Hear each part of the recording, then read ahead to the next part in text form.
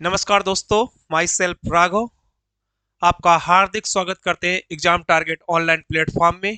कैसे हो सभी लोग? आई होप बहुत अच्छे होंगे और पढ़ाई संबंधी कार्य भी बहुत अच्छे से कर रहे होंगे। अगर पढ़ाई संबंधी कार्य आप लोग अच्छे से नहीं कर रहे हो तो करना स्टार्ट कर दो। ठीक है, चलो। सबसे पहले हम लोग आज की क्लास शुरुआत करने से पहले हम लोग थोड़ा सा बैक पे जाएंगे। एक कल हम लोगों ने क्लास की थी साइंस का इंट्रोडक्शन। क्या लिया था हमने? कल साइंस का इंट्रोडक्शन एक क्लास की थी, जो आप लोगों ने उस क्लास को बहुत अच्छा रेस्पॉन्स दिया, बहुत अच्छा रेस्पॉन्स दिया, बहुत अच्छे अच्छे कमेंट्स भी आए उस वीडियो में। तो देखो, एक टीचर्स के लिए सबसे बड़ा मोटिवेशन बच्चे का लाइक और कमेंट्स होता है। भाई, आप अगर अच्छे कमेंट्स करोगे ना तो हमें लगेगा कि नहीं, हम सच में कुछ अच्छा देने का कार्य कर रहे हैं। तो कल की वीडियो में, कल की क्लास में जो सब लोगों को दिख रहा है ना कि रेलवे ग्रुप डी की क्लासेस स्टार्ट हो चुकी है, साइंस को बेहतरीन तरीके से एकदम बेस्ट कंटेंट के साथ पढ़ना स्टार्ट कर रहे हैं हम लोग। तो कल की क्लास में हमने साइंस का इंट्रोडक्शन जाना था। हम चाहेंगे ना कि 2 मिनट में पूरा का पूरा जितना कल हम लोगों ने पढ़ा था साइंस का इंट्रोडक्शन, एक 2 मिनट में पूरा का पूरा रिकॉल करेंगे। उसके बाद में क्लास को वहीं से कंटिन्यू करेंगे बेटा, जहां से हमने कल आपको छोड़ा था। ठीक है, तो देखो, सबसे पहले कल हमने पढ़ना स्टार्ट किया था। हमने कहा साइंस, साइंस वर्ड कहां से मिला? तो हमने कहा साइंस वर्ड की उत्पत्ति सिंटिया शब्द से हुई। किस शब्द से? सिंटिया शब्द से हुई। और हमने कहा कि ये सिंटिया किस भाषा का शब्द है? तो हमने बताया सिंटिया लैटिन भाषा का शब्द है। किस भाषा का शब्द है? लैटिन भाषा का शब्द है। फिर हमने बताया कि साइंस की डिफिनेशन क्या होती है। तो हमने बताया साइंस की डिफिनेशन हम लोग एक छोटे फॉर्म में याद कर रहे थे। हमने कहा था द्रव्य के बारे में ज्ञान की प्राप्ति करना साइंस कहलाता है। हमने कहा भैया इस सिंटिया का अर्थ क्या होता है? तो इस सिंटिया का अर्थ होता है टू नो, यानी कि नॉलेज, यानी कि किसी चीज के बारे में जानना, यानी कि विज्ञान कहलाता है। फिर हमने क्या किया, साइंस को, हमने कहा साइंस के पार्ट्स कितने होते हैं? हमने कहा साइंस को हम लोग बेसिकली साइंस के तौर पे दो पार्ट्स में डिवाइड करेंगे, एक नेचुरल साइंस और एक फिजिकल साइंस। हमने कहा नेचुरल साइंस के कितने पार्ट्स होते हैं? हमने कहा दो साइंस होते हैं। नेचुरल साइंस के भी दो पार्ट्स होते हैं, एक जूलॉजी और एक बॉटनी। हमने कहा फिजिकल साइंस के भी दो पार्ट होते हैं। हमने कहा एक के फिजिक्स और एक के केमिस्ट्री। अब हमने कहा क्या होती है जूलॉजी? जंतु विज्ञान बोलते हैं। क्या होती है बॉटनी? वनस्पति विज्ञान बोलते हैं। किसे कहते हैं फिजिक्स? भौतिक विज्ञान को कहते हैं। किसे कहते हैं केमिस्ट्री? रसायन विज्ञान को कहते हैं। तो ये सारी चीजें हम लोगों ने कल की क्लास में बहुत अच्छे से कवर की है, और आई होप, मुझे पक्का भरोसा है, आपके ऊपर पूर्णतः विश्वास है कि आपने चीजों को बहुत अच्छे से किया भी होगा। अगर ना भी किया होगा तो आने वाले वक्त में कुछ आपको इन सब चीजों पे बहुत अच्छे से ध्यान देना भी पड़ेगा, क्योंकि साइंस के लिए हमने कल सारी चीजें आपको डिफाइन कर दी थी कि इसका वेटेज कितना है, इसके नंबर्स कितने पूछे जाते हैं, ये आपको कहां से कहां ले जाएगी। इन सारी चीजों पर हमने कल बातें कर ली थी। तो कल की बातें हम लोग आज ना करते हुए, वक्त को बर्बाद ना करते हुए, हम लोग सीधा कहां पे पहुंचेंगे? अपने कंटेंट पे पहुंचेंगे। फिर हमने यहीं पे हमने बताया कि फादर ऑफ बायोलॉजी किसे कहते हैं? हमने कहा अरस्तु महोदय को कहते हैं। अरस्तु महोदय बोले तो एरिस्टोटल भी इन्हीं को कहते हैं। हमने कहा कि ये जो मुझे बायोलॉजी वर्ड इस दुनिया के अंदर, इस धरातल के अंदर देखने को मिला, तो हमने कहा इस वर्ड को देने का कार्य किसने किया था? तो हमने बताया इस वर्ड को देने का कार्य लेमार्क एंड ट्रेविरेनस ने किया। कब किया? 1801 में किया। हमने कहा लेमार्क कहां से बिलोंग करते थे? तो हमने कहा लेमार्क फ्रांस से बिलोंग करते थे। हमने कहा ट्रेविरेनस कहां से बिलोंग करते थे? आपने बताया कि भैया ट्रेविरेनस तो जर्मनी से बिलोंग करते थे। फिर हमने बताया वही फ्रांस जहां सुरा और सुंदरियों का देश कहलाता है। हमने कहा वही फ्रांस जहां शैंपेन शराब बनती है। ठीक है, तो इन सब चीजों पर हमने क्या किया था? बहुत अच्छे से चर्चा की थी। फिर हमने कहा था जूलॉजी, यानी कि जूलॉजी का अर्थ जंतु विज्ञान। हमने कहा इसके अंतर्गत किसका अध्ययन करते हैं? तो हमने कहा जूलॉजी के अंतर्गत हम लोग जीव जंतुओं का अध्ययन करते हैं। किसका अध्ययन करते हैं? जीव जंतुओं का अध्ययन करते हैं। हमने कहा जूलॉजी के फादर कौन है? तो हमने कहा जूलॉजी के फादर अरस्तु महोदय हैं। कौन है? अरस्तु महोदय। फिर हमने बताया कि अरस्तु महोदय ने 500 प्रकार के जीव जंतुओं पर अध्ययन किया, और इन्होंने एक बहुत ही बहुचर्चित बुक लिखी, जिस बुक का नाम है हिस्टोरिया एनिमेलियम। हमने कहा था बुक को याद नहीं करना है, क्योंकि बुक खुद बताती है। हिस्ट्री का मतलब इतिहास और एनिमल का मतलब जंतु, यानी कि जंतुओं का इतिहास जानना, हिस्टोरिया एनिमलियम। किनकी बुक है? अरस्तु महोदय की बुक है। फिर हमने बताया बॉटनी। बॉटनी बोले तो वनस्पति विज्ञान। हमने कहा कि वनस्पति विज्ञान के अंतर्गत पेड़ पौधों का अध्ययन करते हैं। किसका अध्ययन करते हैं? पेड़ पौधों का अध्ययन करते हैं। और हमने कहा फादर ऑफ बॉटनी कौन है? तो हमने कहा फादर ऑफ बॉटनी थियोफ्रेस्टस महोदय है। कौन है? थियोफ्रेस्टस महोदय। हमने यहीं पे पॉइंट नोटेड कराया था। हमने कहा था एग्जामिनर का बहुत ही चहेता प्रश्न, हर दूसरे एग्जाम में आने वाला प्रश्न कौन, कि वनस्पति विज्ञान यानी कि फादर ऑफ बॉटनी के जनक कौन है? थियोफ्रेस्टस है। कौन है? थियोफ्रेस्टस है। दो चार बार बोलोगे ना आप, आपको आसानी से चीजें कंठस्थ हो जाएंगी। ठीक है। फिर हमने कहा कि थियोफ्रेस्टस महोदय ने भी क्या किया? 500 प्रकार के पेड़ पौधों पर अध्ययन किया और इन्होंने भी एक बुक लिखी, जिस बुक का नाम बेटा क्या है? हिस्टोरिया प्लांटेनम। तो इतना कुछ देखो, 2 मिनट लगे होंगे, लेकिन कल की क्लास का पूरा सार हमने आपके सामने प्रस्तुत कर दिया। यानी कि कल की क्लास में जितना जो कुछ भी पढ़ा, 2 मिनट लगे, पूरा का पूरा हमने रिवीजन कर दिया। और हमने कल बताया भी था आपको कि पढ़ाई के लिए सबसे बेस्ट तरीका, सबसे बेस्ट फंडा बेटा यही होता है, backup and revision. Backup and revision. आप कितने भी अच्छे टीचर से कितना भी अच्छा कंटेंट पढ़ लो, यकीन मानना मेरी बात को, हम कहने क्या जा रहे हैं सुनना। हम कह रहे हैं आप कितने भी अच्छे टीचर से कितना भी अच्छा कंटेंट पढ़ लो, जब तक आप उस कंटेंट को भले ही चाहे 4 कलर्ड पेन यूज करके, red green blue black pen use करके इतना सुंदर सा नोट्स बना लो, वो सारा का सारा बेकार है।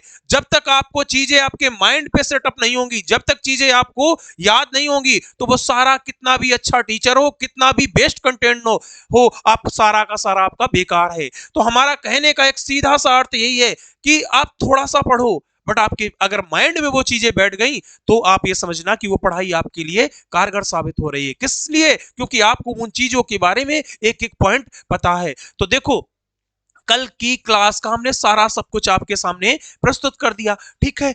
अब हम लोग क्या करते हैं, कल पे जहां पे हमने आपको छोड़ा था वहीं से क्लास को हम लोग कंटिन्यू करते हैं, और उसी क्लास को कंटिन्यू करते हुए हम लोग पहुंच जाते हैं अपने टॉपिक्स पर। और आज हम लोग एक नया टॉपिक्स स्टार्ट करने जा रहे हैं। टॉपिक्स का नाम है बेटा इंपॉर्टेंट टर्मिनोलॉजी। टॉपिक्स का नाम है important important terminology. Important terminology.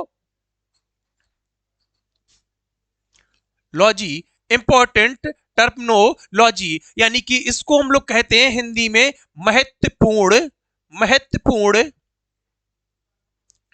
महत्वपूर्ण शब्दावली। क्या कहते हैं? महत्वपूर्ण शब्दावली। महत्वपूर्ण शब्दावली।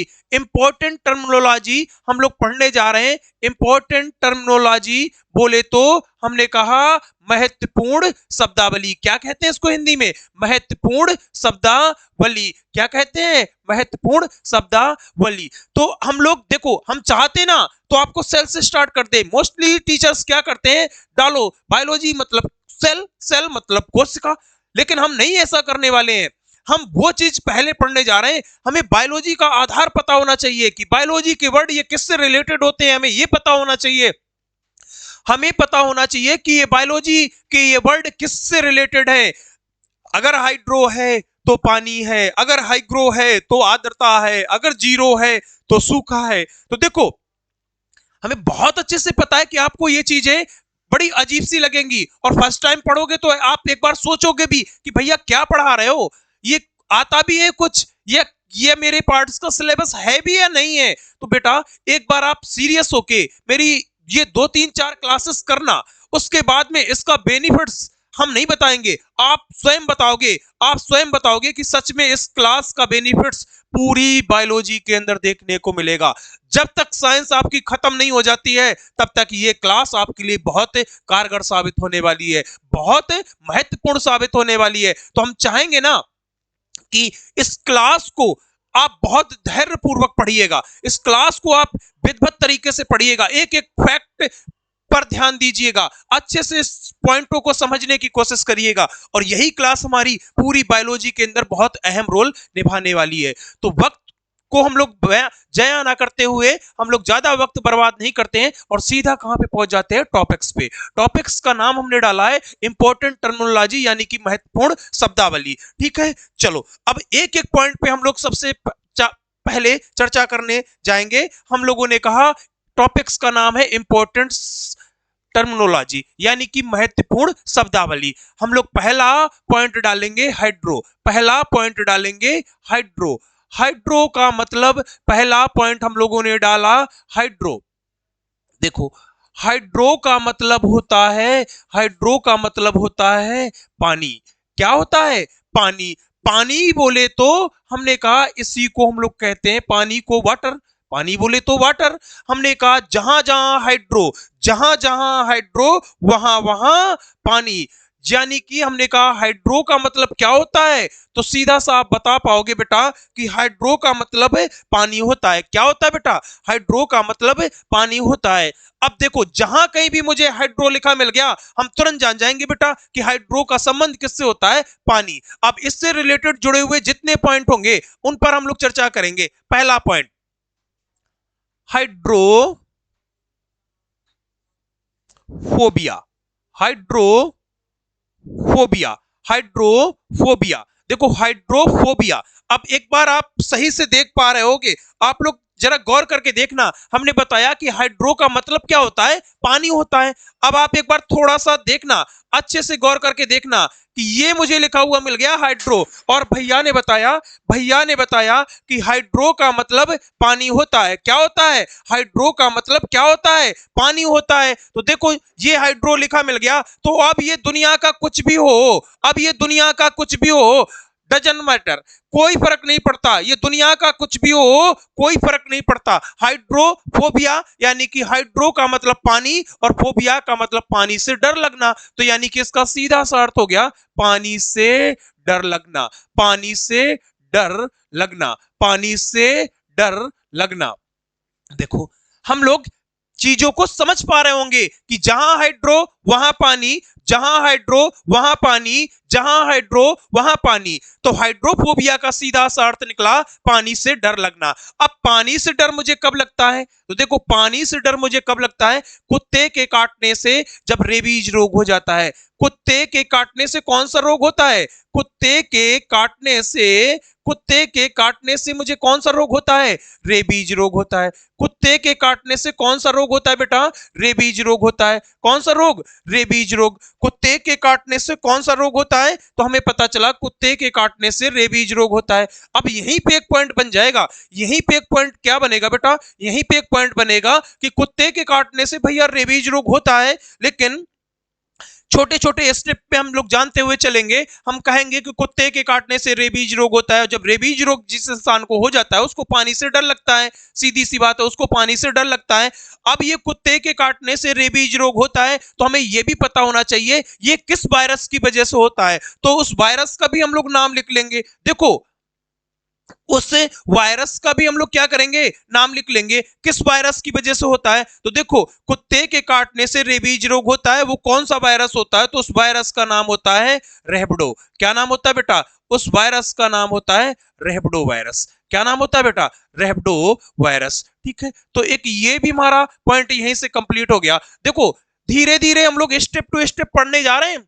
हमने कहा हाइड्रो, हाइड्रो का मतलब पानी। हमने पहला पॉइंट हाइड्रोफोबिया लिखा, हमने कहा पानी से डर लगना। हमने कहा पानी से डर मुझे कब लगता है? कुत्ते के काटने से जब रेबीज रोग हो जाता है तब हमको पानी से डर लगता है। हमने कहा रेबीज रोग में किस वायरस की वजह से होता है, तो हमने वायरस भी जान लिया। वायरस का नाम क्या है बेटा? रेहबडो वायरस। कौन सा वायरस? रेहबडो वायरस। अब इसी का सेकेंड पॉइंट, इसी के सेकंड पॉइंट पे हम लोग बात करते हैं, इसी के सेकंड पॉइंट पे हम लोग बात करते हैं। एक पॉइंट है इसी का सेकंड पॉइंट, हाइड्रोफोनिक्स। क्या है? हाइड्रोफोनिक्स। देखो, इसी का सेकंड पॉइंट है हाइड्रोफोनिक्स। क्या नाम है? हाइड्रोफोनिक्स। क्या नाम है?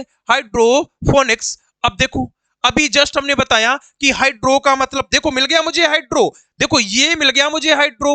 अब हम भूल गए सब कुछ। हमने कहा जहां मुझे हाइड्रो लिखा मिल जाए हम सब कुछ भूल जाएंगे। क्या है क्या नहीं है, हम वो ऑप्शन ढूंढने लगेंगे कि जहां पानी से रिलेटेड होगा। किससे रिलेटेड? जो ऑप्शन पानी से रिलेटेड होगा वही इसका उत्तर होगा।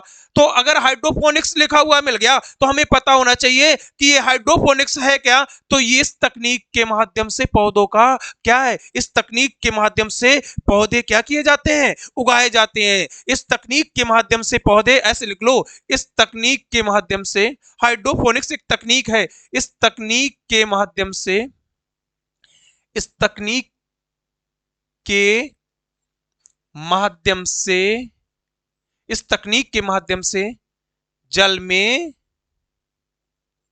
पौधे, जल में पौधों को उगाया जाता है, उगाया। तो किस तकनीक के माध्यम से? हाइड्रोपोनिक्स के माध्यम से। देखो हाइड्रो मिल गया, हमने कहा इस तकनीक के माध्यम से जल में पौधों को उगाया जाता है। तो देखो हाइड्रोफोबिया, हाइड्रोपोनिक्स, 2 पॉइंट हमारे कंप्लीट हो गए। जहां जहां हाइड्रो वहां वहां पानी। देखो हमें बहुत अच्छे से पता है, आपको क्लास बहुत उलझन दे रही होगी, लेकिन ये क्लास कितनी कारगर साबित होगी इसके लिए हम आज बयान नहीं कर पाएंगे। आने वाला वक्त आपको ये क्लास क्या क्या दे के जाएगा ये आप खुद बताओगे, हम नहीं कहेंगे। हम तो सिर्फ आज आपसे कह रहे हैं और आप मेरी बात का आप भरोसा रखना, बिलीव करना मेरी बातों पे, और देखना जब आगे की क्लासेस आएंगी तो आप खुद ही कहोगे भैया कि इतना बेनिफिट्स इस क्लास से। कैसे भैया? तो वो धीरे धीरे आपको पता चल जाएगा। देखो इसी हाइड्रोपोनिक्स को हम लोग और भी कहते हैं, इसे मिट्टी रहित खेती भी कहते हैं। क्या कहते हैं इसे? हम लोग क्या कहते हैं इसे? मिट्टी रहित खेती भी कहते हैं। इसे इसे बेटा इसे क्या कहते हैं? तो इसे हम लोग कहते हैं मिट्टी रहित खेती भी कहते हैं। क्या कहते हैं? मिट्टी रहित खेती भी कहते हैं। इसे मिट्टी रहित खेती भी कहते हैं। इसे मिट्टी रहित खेती भी कहते हैं। तो देखो 2 पॉइंट हमारे कंप्लीट हो गए।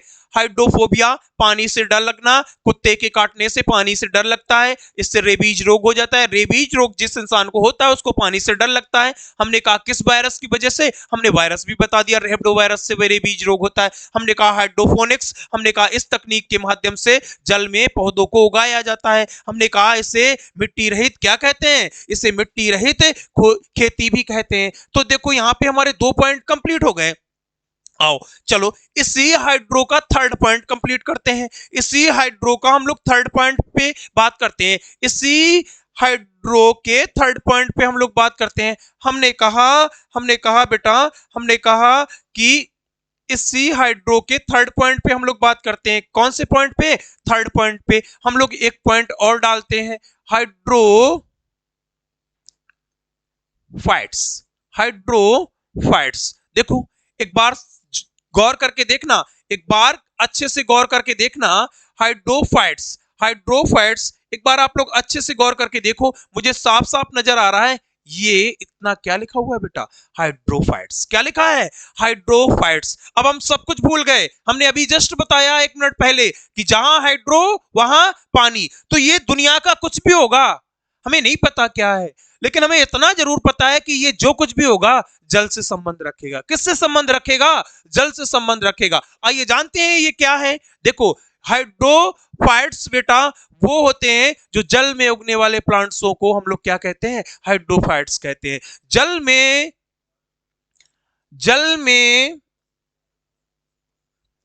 उगने वाले,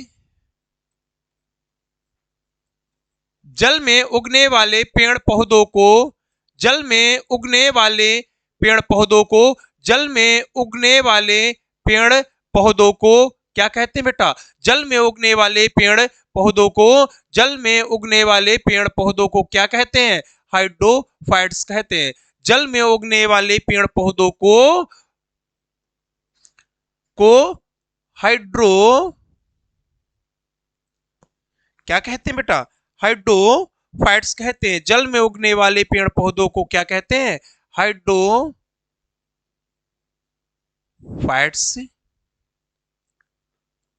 हाइड्रोफाइट्स कहते हैं।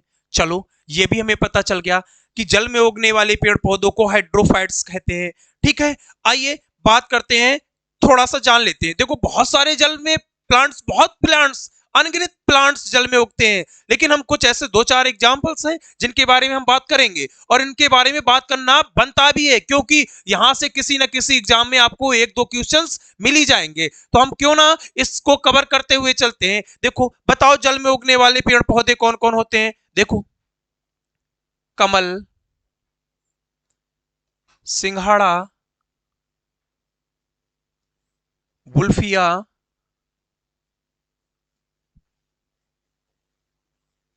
Victoria regia, Victoria regia, Victoria regia,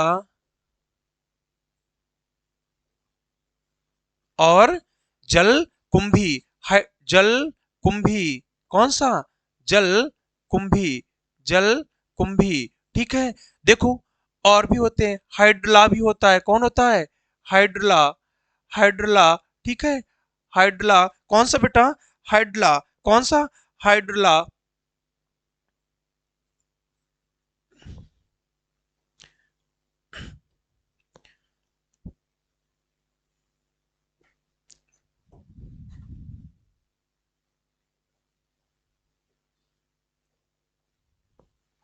कौन सा हो जाएगा बेटा? हाइड्रला हो जाएगा। कौन सा होगा? हाइड्रला हो जाएगा। चलो, हाइड्रला को हम लोग कवर करते हैं। ठीक है, कौन सा हो जाएगा? हाइड्रला हो जाएगा। ठीक है, चलो, हाइड्रला हो गया। कौन हो गया?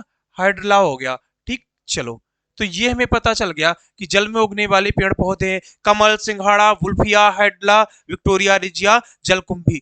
अब हम क्या करते हैं? अब हम लोग क्या करते हैं, इन्हीं एग्जांपल्स की कुछ अपने आप में एबिलिटी है, इन्हीं एग्जांपल्स की कुछ अपने आप में एबिलिटी है। जरा क्या करेंगे हम लोग, इन्हीं एबिलिटी को भी हम लोग साथ साथ पढ़ते हुए चलेंगे, इन्हीं एबिलिटी को हम लोग साथ साथ पढ़ते हुए चलेंगे कि क्या इसकी एबिलिटी होती है। ठीक है, तो हमने कहा कि इन्हीं एबिलिटी को भी हम लोग क्या करेंगे, इन्हीं एबिलिटी को हम लोग क्या करेंगे, साथ साथ पढ़ते हुए चलेंगे, साथ साथ पढ़ते हुए चलेंगे। हमने कहा कि इसकी एबिलिटी क्या है, तो हमने कहा इसकी एबिलिटी बेटा क्या है। देखो, हाइड्रला, अब हमने एक एक पे पढ़ना चलेंगे। हमने कहा एक एग्जांपल्स, देखो एग्जांपल्स एक दो तीन चार पांच छह लिखा है, लेकिन हमें कुछ ऐसे एग्जांपल्स है जिनके बारे में हमें जानना बहुत जरूरी है। जैसे एक एग्जाम्पल से वुल्फिया, क्या नाम हमने बताया? वुल्फिया। अभी हमने बताया ये वुल्फिया किसका एग्जाम्पल्स है, तो हमने कहा ये हाइड्रोफाइट्स का एग्जाम्पल्स है। वुल्फिया क्या है? ये विश्व का सबसे छोटा पुष्प है, विश्व का सबसे छोटा पुष्प है। इसकी अपने आप में एक बहुत बड़ी एबिलिटी है कि विश्व का सबसे छोटा पुष्प है। क्या है? विश्व का सबसे छोटा पुष्प है। कौन? वुल्फिया विश्व का सबसे छोटा पुष्प है। हमने कहा एक एग्जाम्पल से लिखाया विक्टोरिया रिजिया। क्या लिखाया? Victoria regia. कौन सा एग्जाम्पल्स? Victoria regia. चलो, इसकी एबिलिटी समझते हैं, ये क्या है अपने आप में। तो हमने कहा विक्टोरिया रिजिया अपने आप में कुछ एबिलिटी दर्शाती है। ये क्या है? इस प्लांट की लीव्स, लीव्स बोले तो पत्ती संसार में सबसे बड़ी होती हैं, यानी कि लिखेंगे संसार में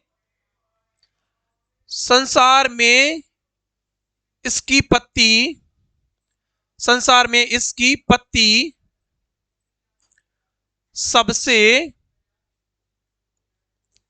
सबसे बड़ी होती है, सबसे बड़ी होती है। ठीक है, सबसे बड़ी होती है। तो बताओ संसार में सबसे बड़ी पत्ती किस प्लांट की होती है? विक्टोरिया रिजिया की होती है। विश्व का सबसे छोटा पुष्प कौन होता है? वुल्फिया होता है। ऐसी बेटा हम लोग जानेंगे जलकुंभी के बारे में। किसके बारे में? जलकुंभी के बारे में। जल जल कुंभी के बारे में। किसके बारे में? जल कुंभी के बारे में। आइए जानते हैं जल कुंभी के बारे में कि इसकी अपने आप में क्या एबिलिटी है। चलो, जल कुंभी के बारे में हम लोग ऐसे करके लिखते हैं, दो चार फैक्ट जल कुंभी के बारे में समझते हैं। क्या है जल कुंभी? तो सबसे पहला पॉइंट हम लोग जानेंगे कि इसी जल कुंभी को हम लोग कहते हैं बंगाल का शोक। बंगाल का शोक किसको कहते हैं? इसी को कहते हैं बंगाल का शोक। बंगाल का शोक किसे कहते हैं? जलकुंभी को कहते हैं। इसी को कहते हैं जल तंत्र का आतंकवादी। किसको कहते हैं? जल तंत्र का आतंकवादी। जल तंत्र का आतंकवादी कौन होता है? जल तंत्र का आतंकवादी कौन होता है? जलकुंभी होता है। इसी को कहते हैं जल तंत्र का आतंकवादी, इसी को कहते हैं बंगाल का शोक भी कहते हैं। और हमने कहा इसी को कहते हैं जली खरपतवार। क्या कहते हैं बेटा? जली खरपतवार। जली खरपतवार। जली खरपतवार किसको कहते हैं? इसी जलकुंभी को कहते हैं जली खरपतवार। और एक इसकी और भी एबिलिटी है कि संसार में सबसे तीव्र गति से बढ़ने वाला पौधा, संसार में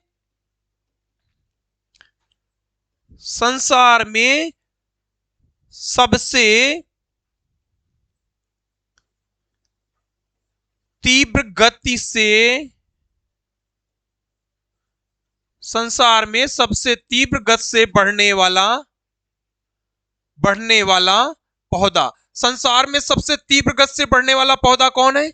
यही जलकुंभी है। कौन है? यही जलकुंभी है। संसार में सबसे तीव्र गति से बढ़ने वाला पौधा कौन है? यही जलकुंभी है। तो देखो जलकुंभी की हमने अपने आप में कितनी चार एबिलिटी आपको समझाई। ये सारा का सारा मुझे जो कुछ भी दिख रहा है ये सारे के सारे पार्ट्स किसके हैं? जलकुंभी के हैं। ये जितना जो कुछ मैंने इस बॉक्स में कवर किया ये सब किसके पार्ट्स हैं बेटा? इसके पार्ट्स हैं, इसी के हैं। सारे के सारे पॉइंट किससे रिलेटेड है? जलकुंभी से रिलेटेड है। तो देखो हाइड्रोफाइट्स, हमने कहा जल में उगने वाले पेड़ पौधों को हाइड्रोफाइट्स कहते हैं। हमने कहा एग्जांपल्स कमल, सिंघाड़ा, वुल्फिया, हाइड्ला, विक्टोरिया, रिजिया, जलकुंभी। हमने क्या कहा? हमने कहा इनमें से कुछ ऐसे एग्जांपल्स हैं जिनके बारे में हमें जानना बहुत ही जरूरी है। तो हमने कहा वुल्फिया क्या है? विश्व का सबसे छोटा पुष्प। हमने कहा विक्टोरिया रिजिया क्या है? हमने कहा विक्टोरिया रिजिया क्या है? हमने कहा विक्टोरिया रिजिया संसार में इसकी पत्ती सबसे बड़ी होती है। हमने कहा जलकुंभी क्या है?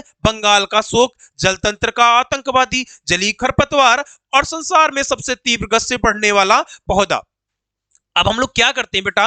अब हम लोग एक छोटी सी चीज को समझते हैं। क्या है ये जलकुंभी? क्या है ये जलकुंभी? हमने कहा जल तंत्र का आतंकवादी है, जलीय खरपतवार है, शोक है, बंगाल का शोक है और सबसे तीव्र गति से बढ़ने वाला पौधा है। देखो आप देखना कि जहां पे जलकुंभी उग जाएगी, जिस तालाब में जलकुंभी उग जाएगी, आप देखना उस तालाब में अकेली यही जलकुंभी होती है, दूसरा पौधा वहां पे उग ही नहीं पाता है। क्यों? क्योंकि ये ज्यादातर परसेंट में बंगाल के तालाबों में बहुत अधिक मात्रा में, इसीलिए इसको बंगाल का शोक बोलते हैं। देखो एक चीज मुझे यहां से सीधा सीधा आपको देखने को मिल रही होगी और आप समझ भी रहे होगे बहुत अच्छे से। क्या समझ रहे हो बेटा? कि देखो शोक, इंसान शोक कब मनाता है? इंसान शोक कब मनाता है? बताओ। देखो याद करा रहे हैं, इंसान शोक कब मनाता है? हमने कहा इंसान शोक किसी के मरने पे मनाता है, जब किसी की मृत्यु हो जाती है। जब किसी की मृत्यु हो जाती है तो इंसान क्या मनाता है? शोक मनाता है। देखो समझना, सिर्फ हम याद करा रहे हैं और याद हो जाए क्लास में चीजें, ये बहुत बड़ी बात है। सुंदर नोट्स बना के रखना और उसको सजा के रखना, उसका याद कुछ भी ना हो वो बेकार है। अगर यहीं पे चीजें कंठस्थ हो रही हैं ये बहुत बड़ी बात है। हम थोड़ा थोड़ा पढ़ेंगे, स्टेप टू स्टेप पढ़ेंगे और उतना याद करते हुए चलेंगे, ये बहुत बड़ी बात है। तो हमें इसी बड़ी बात को पकड़ के चलना है। हमने कहा शोक का मतलब मृत्यु, जब किसी की मृत्यु होती बेटा तभी तो शोक मनाते हैं। चलो अब ये बताओ ये आतंकवादी क्या काम करते हैं? ये भी तो बेटा मारने का काम करते हैं, ये भी तो मृत्यु करने का काम करते हैं आतंकवादी। यानी कि भारत में आतंकवादी घुसा है पाकिस्तान के और भारतीय सैनिकों को दो को मार गिराया। यानी कि क्या हो गया? आतंकवादी क्या काम कर रहे हैं? मारने का काम कर रहे हैं। तो देखो ये भी वर्ड इससे रिलेटेड है, ये भी इससे वर्ड रिलेटेड। अब आओ जलीय खरपतवार। खरपतवार का यूजेस भी हम लोग किस रूप में करते हैं? देखो अभी सब लोगों के यहाँ गेहूं होंगे, गेहूं की फसल उगने वाली है, ठीक है, उग रही है। तो हम लोगों के गेहूं के खेतों में क्या हो जाते हैं? कई प्रकार के खरपतवार निकल आते हैं, मामा, जई, ऐसे बहुत सारे खरपतवार निकल आते हैं। तो उनको मारने के लिए हम लोग क्या करते हैं? उनपे दवा का छिड़काव करते हैं। तो वो जब दवा का छिड़काव करते हैं तो वो खरपतवार मर जाते हैं। यानी कि यहाँ पे भी कार्य क्या हो रहा है? खरपतवार को मारने के लिए हम लोग क्या करते हैं?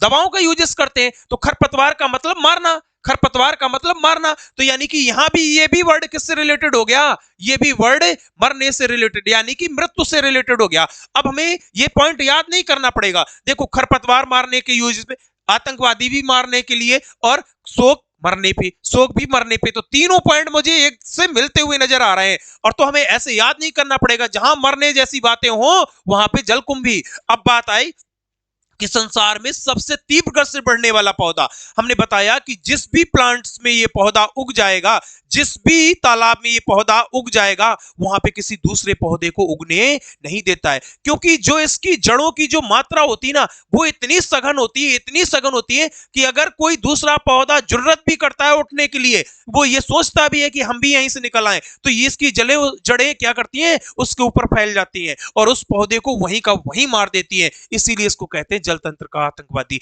यानी कि किसी दूसरे पौधे को उगने नहीं देगा तो जल तंत्र का आतंकवादी हो गया, यानी कि जलीय खरपतवार हो गया। किसी दूसरे पौधे को नहीं उगने दे रहा है, स्वयं अकेला निकल रहा है, तो जलीय खरपतवार हो गया। और बंगाल के तालाबों में ये भरपूर मात्रा में पाई जाती है, इसीलिए इसको कहते हैं बंगाल का शोक भी कहते हैं। और ये इतनी तीव्र गति से, यानी कि देखो, कोई एक पौधा है, ये आज उसने जन्म लिया, उसकी डिस्टेंस ये है।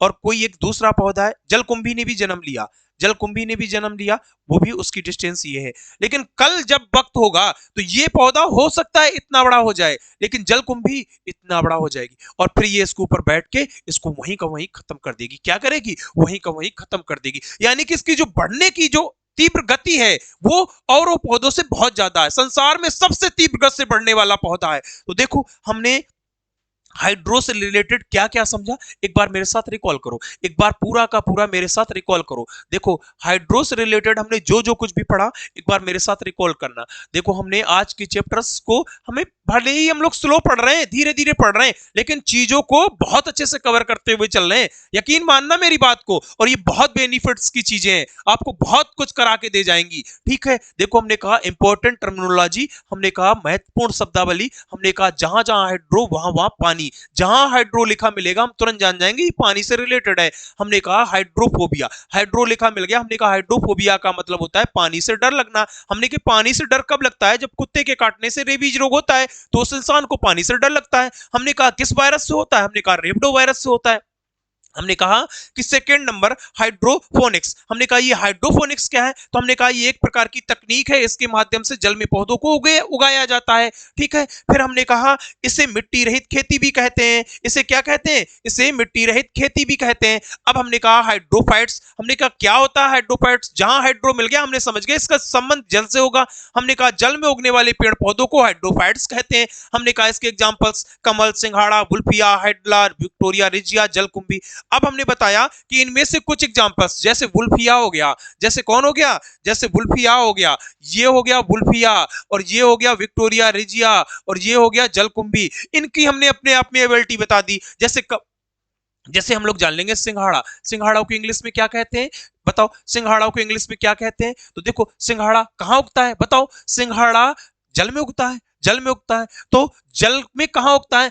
पानी की सतह में। कहां पे? पानी की सतह पे, यानी कि पानी की छाती में। तो इसीलिए इसको बोलते हैं वाटर चेस्टनट। क्या बोलते हैं? Water chestnut. क्या बोलते हैं? सिंघाड़ा को हम लोग इंग्लिश में कहते हैं वाटर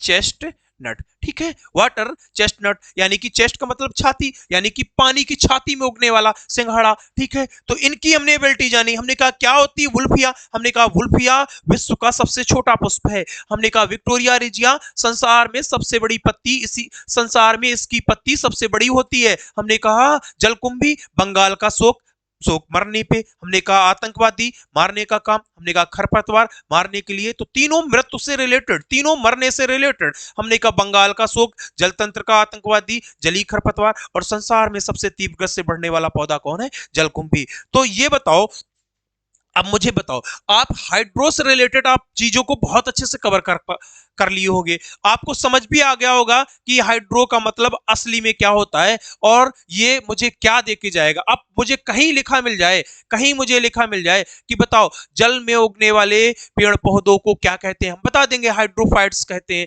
क्योंकि जहां जल वहां हाइड्रो। अब उसमें चार ऑप्शंस दे दे, हम क्या करेंगे? हम उस ऑप्शंस को खोजेंगे जो हाइड्रो से रिलेटेड होगा। किससे? जो हाइड्रो से रिलेटेड होगा। चलो आइए अब दूसरे नंबर पे बात करते हैं। अब हम लोग क्या करते हैं बेटा, अब हम लोग दूसरे पार्ट्स पे बात करते हैं। दूसरे नंबर का लोग हम लोग लिखेंगे, दूसरा नंबर है, दूसरा इंपॉर्टेंट शब्दावली कौन सी है, उसका नाम है हाइग्रो। क्या नाम है बेटा, हाइग्रो, हाइग्रो। ठीक है, चलो हाइग्रो। हाइग्रो का अर्थ क्या होता है, जहां जहां हाइग्रो वहां वहां आर्द्रता, वहां वहां आर्द्रता, जहां जहां हाइग्रो वहां वहां आर्द्रता। आर्द्रता बोले तो नमी का क्षेत्र, कौन सा, नमी का क्षेत्र, नमी का क्षेत्र, नमी का क्षेत्र जहां होता है उस जगह को हम लोग क्या कहते हैं, आर्द्रता। अब बात आए, अगर आपसे कोई पूछ दे कि बताओ हाइग्रोमीटर, सबने सुना होगा हाइग्रोमीटर, क्या, हाइग्रोमीटर। अब हम बता ले जाएंगे कि भैया भैया ने बताया कि हाइग्रो का मतलब आर्द्रता होता है, भैया ने बताया कि हाइग्रो का मतलब क्या होता है, आर्द्रता होता है, और ये लिख के आ गया हाइग्रोमीटर। अब हमें इतना दिख गया हाइग्रो, हमें पता चल गया कि इसका संबंध जिससे होगा वो किससे होगा, वो आर्द्रता से होगा। किससे होगा, वो आर्द्रता से होगा।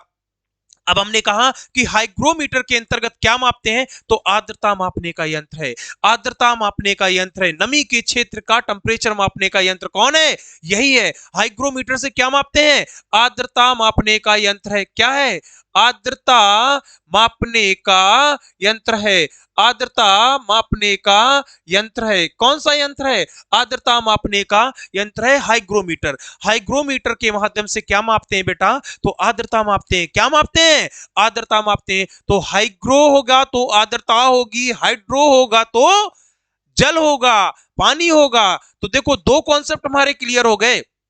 अब ये ना कहना भैया कि ये हाइग्रो तो फिजिक्स में आता है, हाइड्रो तो केमिस्ट्री में आता है। तो हमने कहा ना कि ये क्लास आप एक बार करके देखो, फिर आप खुद ही बिलीव करोगे कि इस क्लास का बेनिफिट्स कितना ज्यादा है। आप बायोलॉजी पढ़ो, आप फिजिक्स पढ़ो, आप केमिस्ट्री पढ़ो, आप कुछ भी पढ़ोगे, इस क्लास का एक एक पॉइंट आपके लिए इतना कारगर साबित होने वाला है कि वो आने वाला एक दो क्लासेस के बाद में आपको खुद नजर आ जाएगा कि सच में इस क्लास का बहुत बड़ा महत्व है। ठीक है, चलो आओ अब आगे चलते हैं। अब हम लोग तीसरे नंबर पे बात करते हैं। तीसरा नंबर हम लोग डालेंगे जीरो, तीसरा नंबर डालो जीरो। और हमने कहा कि जहां जहां जीरो, जहां जहां जीरो वहां वहां सूखा, वहां वहां सूखा। जहां जीरो होगा वहां क्या होगा बेटा, सूखा। सूखा बोले, ड्राइनेस बोले, है ना, ड्राइनेस को हम लोग क्या कह देते हैं, रूखापन, है ना, रूखापन। तो जहां सूखे से रिलेटेड बातें हो वो किससे संबंध होंगे, जीरो से। जहां सूखे से रिलेटेड बातें हो, यानी कि जीरो का मतलब सीधा सा क्या होता है, सूखा होता है। क्या होता है, सूखा होता है। चलो आओ इस पे बात करते हैं हम लोग, क्या है सूखा। चलो देखो समझते हैं सूखा। देखो एक वर्ड लिख के आया, एक वर्ड लिख के आया बेटा, जीरो फाइट्स। एक वर्ड लिख के आया, जीरो फाइट्स, जीरो फाइट्स। क्या लिख के वर्ड आया, जीरो फाइट्स, जीरो फाइट्स। क्या लिख के आया, जीरो फाइट्स। अब आप बताओ, हमने कहा कि यहां पे हमें क्या देखना है, यहां पे सिर्फ हमें वही पॉइंट ढूंढना है जो हमारा फैक्ट बना रहा है। जीरो से सूखा, जीरो से सूखा, जीरो से सूखा। देखो ये मुझे लिखा हुआ मिल गया जीरो, सब कुछ भूल गए। हमने कहा कि मुझे हाइड्रो लिखा मिल गया, हम सब कुछ भूल गए। हमने ढूंढा कौन सा ऑप्शन, पानी वाला। हमने कहा हाइग्रो लिखा हुआ मिल गया, हम सब कुछ भूल गए। हमने कहा वो वाला पॉइंट ढूंढेंगे जो आर्द्रता से रिलेटेड होगा। हमने कहा जीरो लिखा मिल गया, हम सब कुछ भूल जाएंगे। हम वो वाला पॉइंट याद रखेंगे जो सूखे से रिलेटेड होगा। किससे रिलेटेड होगा, सूखे से रिलेटेड होगा। आइए जानते हैं कि जीरोफाइट्स क्या होते हैं। देखो वहां पे हमने पढ़ा था हाइड्रोफाइट्स, और यहां पे हम लोग पढ़ने जा रहे हैं जीरोफाइट्स। किसको, यहां पे हम लोग पढ़ने जा रहे हैं जीरोफाइट्स को। क्या होता है जीरोफाइट्स, जरा जानेंगे। हमने कहा कि सूखे में उगने वाले पेड़ पौधों को, कौन से, सूखे में, सूखे में उगने वाले, सूखे में उगने वाले, सूखे में उगने वाले पेड़ पौधों को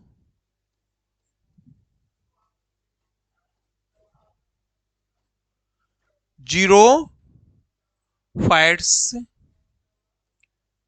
कहते हैं। क्या कहते हैं? सूखे में उगने वाले पेड़ पौधों को जीरोफाइट्स कहते हैं। जहां जहां जीरो वहां वहां सूखा, जहां जहां जीरो वहां वहां सूखा। जैसे इसके एग्जांपल्स हम लोग लिखेंगे, इसके एग्जांपल्स लिखेंगे बेटा। इसके एग्जांपल्स क्या होते हैं? चलो इसके एग्जांपल्स, जैसे नागफनी है ना, नागफनी, कैक्टस।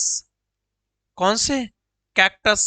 ये सारे पौधे राजस्थान की एरिया पे उगने वाले पौधे हैं। नागफनी, कैक्टस वगैरह ज्यादातर वहीं उगते हैं। और राजस्थान की एरिया ज्यादातर कैसी है? सूखी एरिया है। तो यानी कि सूखे में उगने वाले पेड़ पौधे। वहां पे पड़ा हाइड्रोफाइट्स, हाइड्रो का मतलब पानी, यानी कि पानी में उगने वाले पेड़ पौधे। यहां पड़ा जीरोफाइट्स, जीरो का मतलब सूखा, यानी कि सूखे में उगने वाले पेड़ पौधे। कौन से बेटा? सूखे में उगने वाले पेड़ पौधे। देखो जीरोफाइट्स को हम लोग हिंदी में क्या कहते हैं? मरोदभिद। क्या कहते हैं? अगर ये भी जानना चाहते हो तो लिख लेना, इनकी हिंदी बड़ी कठिन होती है बायोलॉजी में हिंदी। मरोद भिद, मरोद भिद। क्या नाम है इसका? इसका नाम होता है हिंदी में मरोदभिद बोलते हैं। जैसे जीरोफाइट्स का हो गया मरोदभिद, और हाइड्रोफाइट्स में अगर लिखना चाहो तो वहां भी लिख सकते हो जलोदभिद। क्या लिख सकते हो? जलोदभिद। जलोदभिद कहां लिख सकते हो? हाइड्रोफाइट्स में। मरोदभिद कहां लिख सकते हो? मरोदभिद कहां? जीरोफाइट्स में। ठीक है, चलो इसी से एक और भी हम रिलेटेड पॉइंट पे बात करते हैं। इसी जीरो का एक और भी रिलेटेड पॉइंट, जो हमारे काम का पॉइंट, ये भी बड़ा बड़ा काम का पॉइंट है। एक रोग है जीरो पतलेमिया। जीरो पत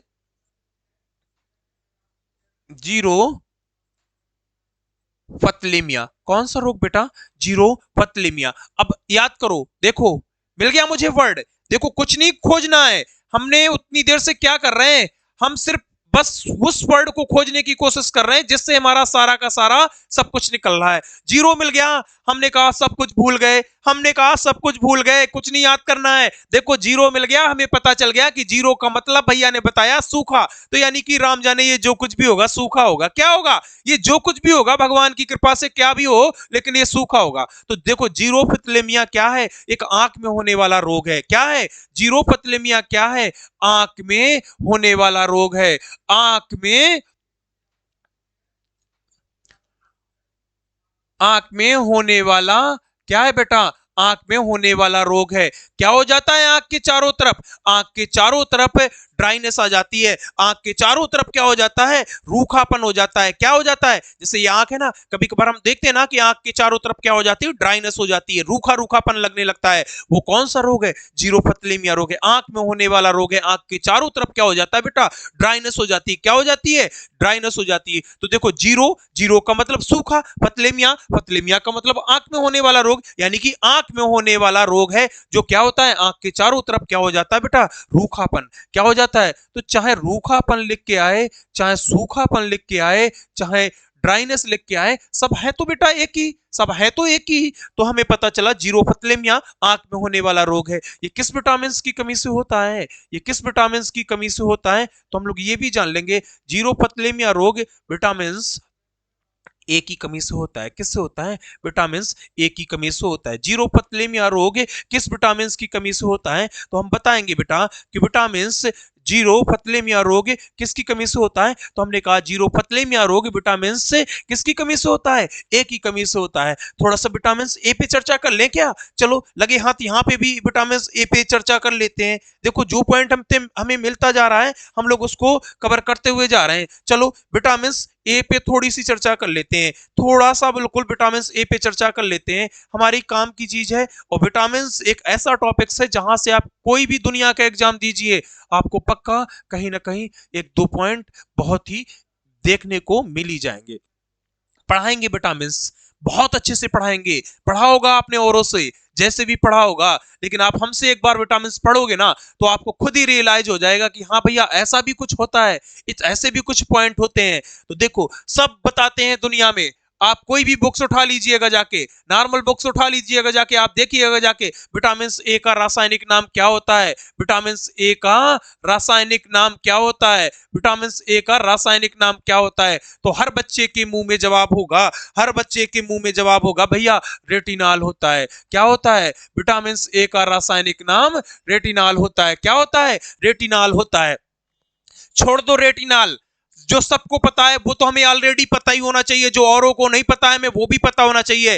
विटामिन ए का ही दूसरा नाम, रासायनिक दूसरा नाम क्या होता है, जो किसी को नहीं पता है हमें वो भी पता करके रखना है। विटामिन ए का दूसरा रासायनिक नाम क्या होता है, तो हम बताएंगे आपको दूसरा रासायनिक नाम। इसीलिए हमने कहा ना, साइंस बोले तो राघव सर, साइंस बोले तो राघव सर। एक एक पॉइंट आपका कवर नहीं कराया तो मेरा नाम भी राघव नहीं है। हमने बोला है ना, हमने ठाना है ना कि अगर साइंस है तो राघव है, साइंस है तो राघव है। वो कारनामे हमें करके दिखाने होंगे, कहने और करने में बड़ा अंतर होगा। अगर औरों से हट के नहीं आएंगे ना तो फिर वही होगा जो सबके लिए होता है। तो अगर कुछ करना है ना लाइफ में तो औरों से हट के अगर जॉब भी पानी होगी ना, तो जो नॉर्मल मेहनत करते हैं ना, तो वो तो मेहनत हमें करनी ही करनी है, लेकिन जो और लोग ज्यादा मेहनत नहीं करते हैं उनसे और ज्यादा मेहनत करती है। जो रात में नहीं पढ़ते हैं वो रात में भी हमें पढ़ना है। जो दिन में तो सब पढ़ते हैं तो दिन में आप भी पढ़ो, लेकिन जो रात में सोते हैं ना तो तुम रात में पढ़ो। तो तुम कैसे हो गए, औरों से हटके। तो यही मेरा मानना है कि हम साइंस के टीचर तो आपको बहुत सारे मिलेंगे, लेकिन अगर औरों से हट के कंटेंट दिया जाए तो ये एक बड़ी बात है। जो सब पढ़ा रहे हैं वो तो हम भी पढ़ाएंगे। दुनिया बताती है रासायनिक नाम रेटिनॉल, दुनिया बताती है, आपको बुक्स भी बताएंगी, लेकिन आप जाके छोटी बुक्स वगैरह में देखना कि विटामिन ए का रासायनिक नाम और भी कुछ होता है। तो भैया हम बताएंगे विटामिन ए का दूसरा नाम क्या होता है, एक्सरोफाइटॉल होता है। क्या होता है बेटा, एक्सरोफाइटॉल होता है, एक्सरो फाइटल होता है। पॉइंट भी नोटेड, आप 3 स्टार पॉइंट लगा लेना। ऐसे ऐसे एग्जामों में पूछे गए क्वेश्चंस हैं जो आप खोजते रह जाओगे। विटामिन ए का दूसरा नाम एक्सरोफाइटल, तो आप हो गए ना, जो मेरे स्टूडेंट हैं हो गए ना, आप औरों से हटके। सबको पता होगा विटामिन ए का रासायनिक नाम रेटिनॉल होता है, लेकिन आपको एक एक्स्ट्रा जानकारी पता है कि विटामिन ए का रासायनिक नाम एक्सरोफाइटल भी होता है। चलो आओ, इसी विटामिन ए के जो स्रोत होते हैं, कौन होते हैं इसके स्रोत, पढ़ाएंगे। थोड़ी सी जानकारी दे रहे हैं, विटामिन ए के स्रोत कौन होते हैं। हमने कहा पीले फल, जितने भी पीले फल होते हैं, जितने भी पीले फल होते हैं, पीले फल बोले तो पपीता, आम, ऐसे बहुत सारे ईटीसी कर लो, ठीक है, बहुत सारे होंगे, पपीता, आम, या दुनिया के अंदर जितने भी पीले फल, यानी कि गाजर, ये भी यहीं पे आ जाएंगी। कहाँ पे, यहीं पे आ जाएगी। तो हमें इतना पता है। अब हम जो बताने जा रहे हैं वो असली पॉइंट क्या बताने जा रहे हैं। गाजर का नारंगी रंग किसकी वजह से होता है, गाजर का नारंगी रंग किसकी वजह से होता है, हमने कहा बीटा कैरोटीन की वजह से होता है। किसकी वजह से, बीटा कैरोटीन की वजह से होता है। और हमने कहा ये गाजर हम खा गए, और गाजर हम खा गए, हमारे पेट के अंदर चली गई, हमारे आमाशय के अंदर चली गई, और हमने कहा विटामिन ए का संश्लेषण कौन करता है, यकृत करता है। पढ़ाएंगे जब वहां पे और अच्छे से कवर कराएंगे, यहाँ पे सिर्फ आप ओरल जान लो।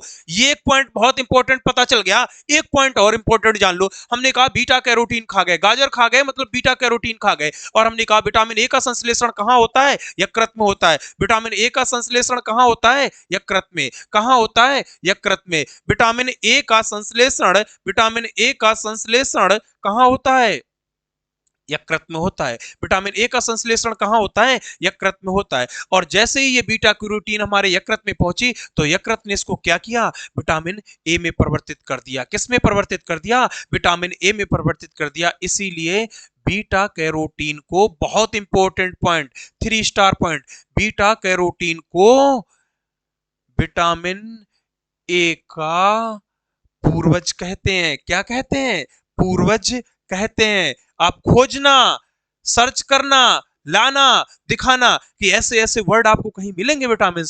बीटा कैरोटीन को विटामिन ए का पूर्वज कहते हैं। क्यों कहते हैं वो भी हमने रीजंस बता दिया। तो चलो देखो, हमने थर्ड पॉइंट किस पे बात कर दी, जीरो पे। तो हमारा टॉपिक्स विटामिन नहीं है, उसको हम और अच्छे से डिफाइन कराएंगे कि संक्रमण रोधी विटामिन, गांवों में टीकाकरण के दौरान दी जाने वाली विटामिन, शरीर की उपकला ऊतक को स्वच्छ बनाए रखने वाली विटामिन, ये सारे पॉइंट हम आपको बताएंगे। जब विटामिन जैसा टॉपिक्स आएगा तो हम सारे पॉइंट आपको ऑलरेडी कवर कराएंगे। अभी फिलहाल में हम लोग कहां पे हैं, इंपॉर्टेंट टर्मिनोलॉजी बोले तो, इंपॉर्टेंट टर्मिनोलॉजी बोले तो महत्वपूर्ण शब्दावली, हमने वहां पे जाना। हाइड्रो, हाइड्रो का मतलब पानी, हमने कहा हाइग्रो, हाइग्रो का मतलब हाइग्रो का मतलब आर्द्रता, हमने कहा जीरो, जीरो का मतलब सूखा। जीरो को एक बार मेरे साथ रिवाइज करो, जीरोफाइट्स, सूखे में उगने वाले पेड़ पौधों को जीरोफाइट्स। हमने कहा सूखे में कौन कौन, नागफनी, कैक्टस जैसे पौधे सूखे में उगते हैं। हमने कहा जीरोफथलेमिया आंख में होने वाला रोग है, आंख के चारों तरफ रूखापन हो जाता है। हमने कहा किस विटामिन की कमी से? विटामिन ए की कमी से। हमने कहा याद करने वाले पॉइंट, विटामिन ए का दूसरा नाम एक्सरोफाइटाल, विटामिन ए का दूसरा नाम एक्सरोफाइटाल। ऐसा करते हैं, इसको अलग अलग कलर से इसको हम लोग ऐसे कर लेते हैं, विटामिन ए का दूसरा रासायनिक नाम एक्सरोफाइटाल, और बीटा कैरोटीन को विटामिन ए का पूर्वज कहते हैं। ये दो कलर्स में आप बॉक्स में करना। देखो, हमने कल भी कहा था और आज भी कह रहे हैं कि आप जिंदगी को शॉर्टकट मत चलो। जिंदगी जैसी है आप वैसी चलने दो। जिंदगी में अगर तुमने शॉर्टकट रास्ते अपनाना स्टार्ट कर दिया तो जैसे संक्षेप में जिंदगी जियोगे ना, मतलब शॉर्ट फॉर्म में, वैसे शॉर्ट फॉर्म में आपकी लाइफ भी हो जाएगी। तो जिंदगी को शॉर्टकट मत जियो। आपको अगर शॉर्टकट अपनाना है ना तो नोटबुक्स पे अपनाओ, किताबों पे अपनाओ। हम देखो परिभाषाएं लिखाते हैं, हम पॉइंट लिखाते हैं, आप ऐसा करो ना, नोट शॉर्टकट बनाओ। देखो हमने बताया जीरो विटामिन ए का रासायनिक नाम रेटिनॉल, दूसरा नाम एक्सट्रोफेटाल। एक्सट्रोफेटाल को क्या किया हमने? ऐसे राउंड अप कर लिया। अब हम जब भी खोलेंगे ना तो शॉर्ट्स, यानी कि छोटे छोटे नोट्स आपके बड़े कारगर साबित होते हैं। तो ऐसे देखो, इसको भी क्या कर लिया? ऐसे कर लिया। तो जिंदगी शॉर्टकट नहीं चलनी है, शॉर्टकट अपनाना है तो कहां अपनाना है? नोटबुक्स में अपनाना है। नोटबुक्स में कैसे? शॉर्ट्स नोट्स बना के। अब ये भी ना करना कि अगर चैप्टर कोई आपने स्टार्ट किया, डाइजेशन स्टार्ट किया, मुख गुहा और एनस, खत्म डाइजेशन। ऐसे नहीं बेटा, मुख गुहा, ग्रसनी, ग्रासनली, आमाशय, छोटी आंत, स्मॉल इंटेस्टाइन, बड़ी आंत, लार्ज इंटेस्टाइन एंड एनस, इन ऐसे पढ़ना है। तो शॉर्टकट जहां अपनाने जैसा है वहां अपनाएंगे, ठीक है। तो ये हमारे 3 पॉइंट, यानी कि 3 concept, hydro, hygro and zero, इनसे रिलेटेड हमने जितने सारे पॉइंट वो भी कवर कर लिए, और इनसे जुड़ी हुई जितनी बातें थी वो भी सारी कवर कर ली। तो पक्का मुझे भरोसा है कि आप लोगों को चीजें बहुत अच्छे से कंठस्थ हो रही होंगी। अगर नहीं भी हो रही हैं, आपको मेरे द्वारा पढ़ाया हुआ अगर थोड़ा ही बहुत आपको क्लास हाल में ही कवर हो रहा है तो ये तुम समझ लो आप बहुत बहुत अच्छी जगह हो। फिर आप बहुत अच्छी जगह हो, सच में आपकी तैयारी वो धार मांगने की प्रयास कर रही है जो सच में आप दे सकते हो। अगर चीजें एक बार में नहीं हो रही है ना, और आपको थोड़ा बहुत वहां से प्लस पॉइंट मिल रहा है, तो फिर अगर लगातार आप प्रयास करोगे तो यकीन मानना मेरी बात को कि आपकी वो चीजें बहुत जल्द आपके नजदीक आके ठहर जाएंगी। तो धीरे धीरे स्टेप टू स्टेप पढ़ते रहिए और रेगुलरिटी बेस पे पढ़ते रहिए। देखो, कंसिस्टेंटली एंड रेगुलरिटी, ये दो चीजें आपको देखो बहुत महान बनाएंगी, बहुत महान बनाएंगी, ठीक है। चलो आओ, अब हम लोग बात करते हैं, अब हम लोग बात करते हैं नंबर 4 पे। कितने पे? 4 पे। 3 तो हमने कवर कर लिए, हाइड्रो कवर कर लिया, हाइग्रो कवर कर लिया, और आर्द्रता कवर कर लिया। हाइग्रो बोले तो आर्द्रता, हाइड्रो बोले तो जीरो, और हाइड्रो बोले तो पानी, और हाइग्रो बोले तो आर्द्रता, और जीरो बोले तो सूखा। चलो अब नेक्स्ट पॉइंट डालते हैं हम लोग कार्डियो। नेक्स्ट पॉइंट डालते हैं कार्डियो, कार्डियो। चलो कार्डियो, क्या होता है कार्डियो? क्या होता है कार्डियो? ठीक है, चलो इस पे बात करते हैं। कार्डियो, जहां जहां कार्डियो, जहां जहां कार्डियो, वहां वहां बेटा हमारा हार्ट। कौन? हार्ट। जहां जहां कार्डियो वहां वहां इसका संबंध किससे होगा? हार्ट। हार्ट बोले तो हृदय, हार्ट बोले तो हृदय। जहां कहीं भी कार्डियो लिखा मिलेगा हम जान जाएंगे कि भैया इसका संबंध किससे होता है। इसका संबंध किससे? जहां कार्डियो वहां हृदय, वहां हार्ट, जहां कार्डियो वहां हार्ट। तो आओ अब बात करते हैं, अगर यहीं पे आपसे कोई एक पॉइंट पूछ दे कि बताओ study of heart, study of heart, study of heart, हम बता देंगे, हम बड़ी आसानी से बता देंगे कि भैया ने बताया कि हृदय का अध्ययन किसके अंतर्गत है? हृदय का अध्ययन, हृदय का अध्ययन, हृदय का अध्ययन किसके अंतर्गत है? हृदय का अध्ययन किसके अंतर्गत करेंगे? तो हम बता देंगे बेटा, हृदय का अध्ययन कार्डियोलॉजी के अंतर्गत करते हैं। किसके अंतर्गत करते हैं? कार्डियोलॉजी के अंतर्गत करते हैं। और हृदय का अध्ययन किसके अंतर्गत बेटा?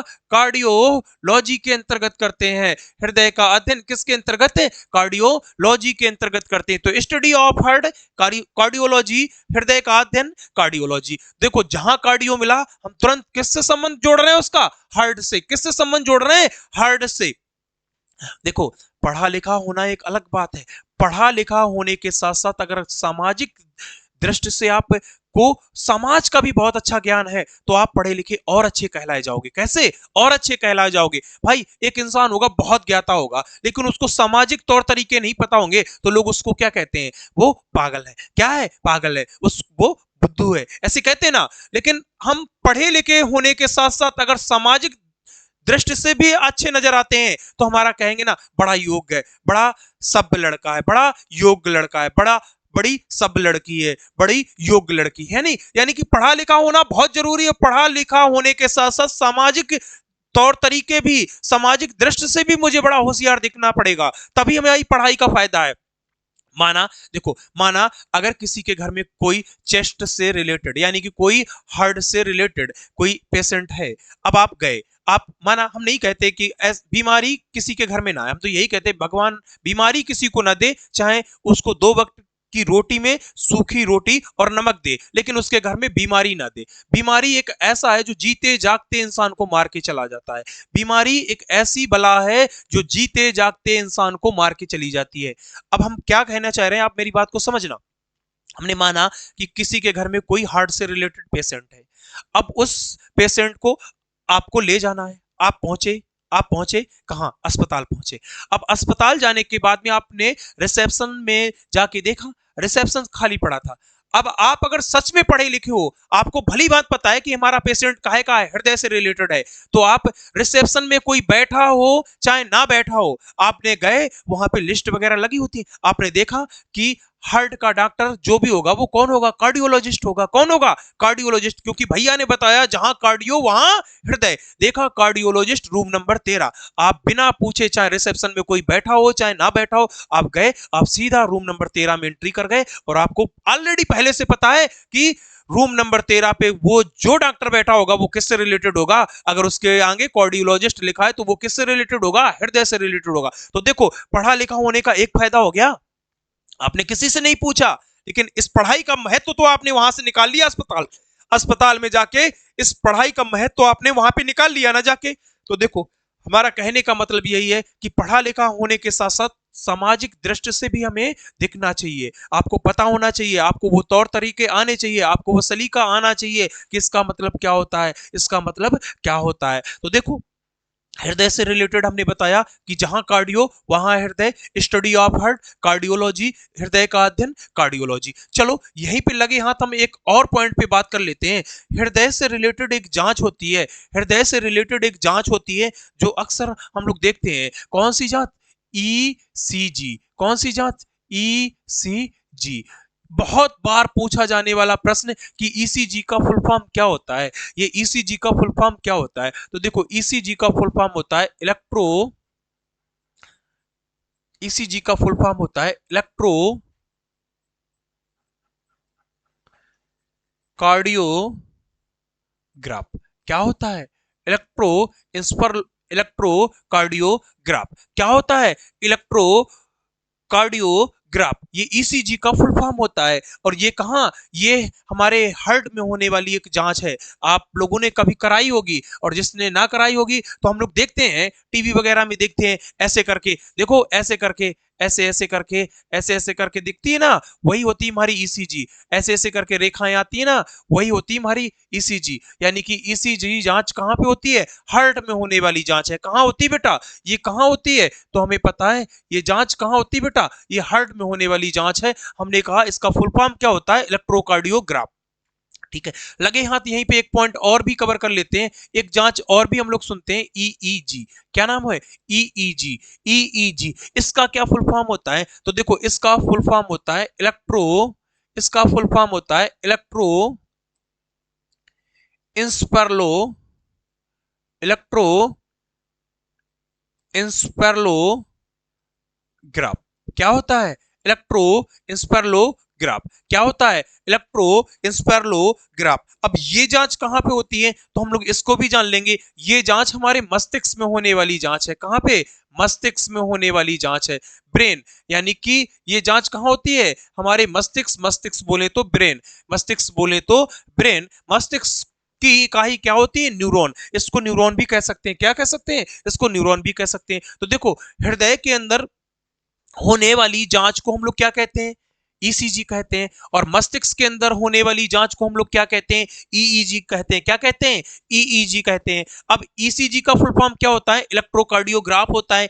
ईईजी का फुल फॉर्म क्या होता है? इलेक्ट्रोइंसफेरोग्राफ होता है। इंसफेरोग्राफ होता है। देखो, बड़ी काम की चीजें हैं और यही छोटे छोटे पॉइंट आपको नंबर दिला के जाएंगी। मेरी बात को यकीन मानना, यही छोटे छोटे पॉइंट आपको नंबर दिला के जाएंगी। अब ये ना कहना भैया कि ये छोटी छोटी चीजें आप पढ़ा रहे हो, ये तो सबको आती हैं। यही छोटे छोटे पॉइंट आपको एग्जाम हॉल में नंबर दिला के जाएंगे। मेरी बात को बहुत अच्छे से जहन में रख लेना कि यही छोटे छोटे, यही ईसीजी, यही ईईजी भर भर के पूछे जाने वाले प्रश्न है कि क्या होता है ईसीजी का फुल फॉर्म? इलेक्ट्रोकार्डियोग्राफ होता है। कहां पे होने वाली जांच है? हमने कहा हार्ट में होने वाली जांच है। क्या होता है ईईजी? ईईजी बोले तो इलेक्ट्रोएंसेफेलोग्राफ है। हमने कहा ये जांच कहां पे होती है? हमें पता ही, हमारी जांच मस्तिष्क की होने वाली जांच है।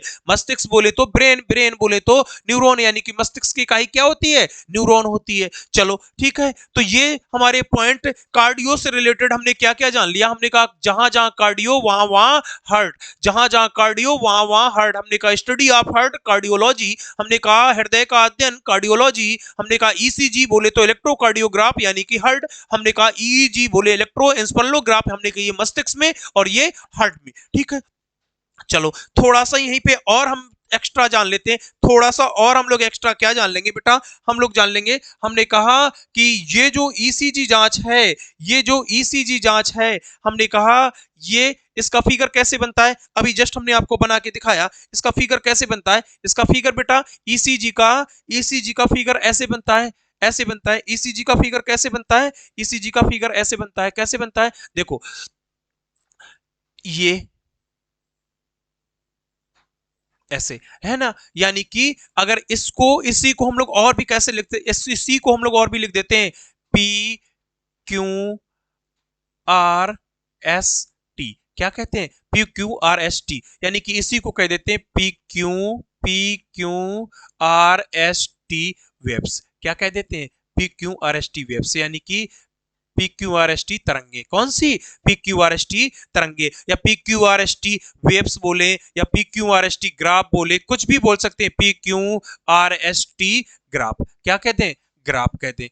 चाहे ग्राफ बोल दें, चाहे वेव्स बोल दें। वेव्स बोले तो तरंगे, तो ये मुझे तरंगे, तो एक ये छोटा सा फिगर ऐसे समझ लेना। P Q R S T waves किसको बोलते हैं? ईसीजी को बोलते हैं। P Q R S T graphs किसको बोलते हैं? ईसीजी को बोलते हैं। तो ये एक होने वाली, हमारे हार्ट के अंदर होने वाली जांच है। कौन है? हमारे हार्ट के अंदर होने वाली जांच है। तो देखो, बताओ हमने क्या क्या पढ़ लिया। हाइड्रो, हाइड्रो का मतलब पानी। हमने हाइग्रो, हाइग्रो का मतलब आर्द्रता। हमने कहा जीरो, जीरो का मतलब सूखा। हमने कहा कार्डियो, कार्डियो का मतलब हृदय, कार्डियो का मतलब हृदय। अब ये ना कहना कि भैया हृदय मेरा, अब हम ये क्यों पढ़ा रहे हैं, इसका रीजन आपको बहुत अच्छे से समझ आएगा। अब हम जब ब्लड पढ़ेंगे तो ब्लड के बाद हम पढ़ेंगे रुधिर प्रसंचरण तंत्र, जिसको बोलते हैं ब्लड सर्कुलेटिंग सिस्टम। हमने कहा ब्लड सर्कुलेटिंग सिस्टम का सबसे महत्वपूर्ण अंग क्या होता है? हार्ट होता है। क्या होता है? हार्ट। वहां पे हम हार्ट को कवर करेंगे बहुत अच्छे से कि हार्ट का अध्ययन कार्डियोलॉजी। अब जब हम वहां पे हार्ट डलाएंगे तो आप बोलोगे, हम नहीं बोलेंगे, फिर आप बोलोगे कि भैया हार्ट, हार्ट का अध्ययन तो कार्डियोलॉजी होता है भैया, आपने बताया था पहली क्लास में। तो देखो बेनिफिट्स हो गया। अब यहां पे अपने हार्ट का मतलब समझ लिया, तो वहां पे आप बोलोगे तुरंत कि भैया हार्ट का मतलब तो कार्डियोलॉजी होता है। हमने कहा तो हार्ट का अध्ययन कार्डियोलॉजी, फिर हम वहां पे आपको पूरा का पूरा हार्ट एकदम एक एक पॉइंट बताएंगे कि हार्ट का अध्ययन कार्डियोलॉजी होता है। हार्ट का कार्य ब्लड को पंप करना होता है। हार्ट कहाँ स्थित होता है? हल्की बाएं साइड स्थित होता है। हार्ट का आकार कैसा होता है?